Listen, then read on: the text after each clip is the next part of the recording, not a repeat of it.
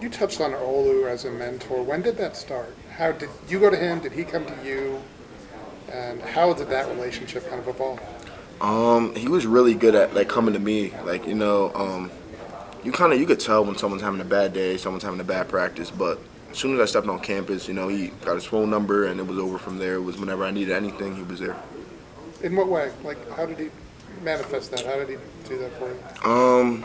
So there was a point in summer camp where it was the first 2 days. It was really rough for me. I wasn't used to this type of intensity.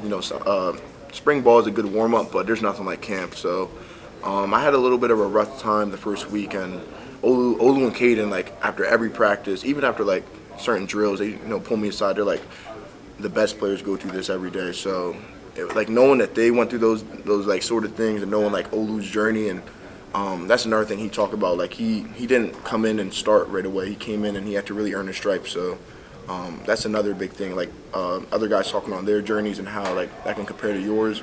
It really makes you like think about how everyone's path is different. A year later, what can you do now, physically or on the in the weight room, on the offensive line, whatever, that you couldn't do a year ago? I'd say I could definitely move. In high school, I was a really fast runner, but like being here at the weight I'm at right now, I just feel way more. How do I like explain it? Like I feel like I know my body. Like I feel like I know what feels right, what doesn't feel right. I'm way more aware of what I'm doing now, and I'm more intentional. It seems like the story when you was in high school, you did a lot of run blocking and not a lot of pass blocking. I mean, Right. is that fair? Oh yeah, that's 100% fair. And how has that transition been for you? Picking up that part of the game. For me, I'd say like the pass set.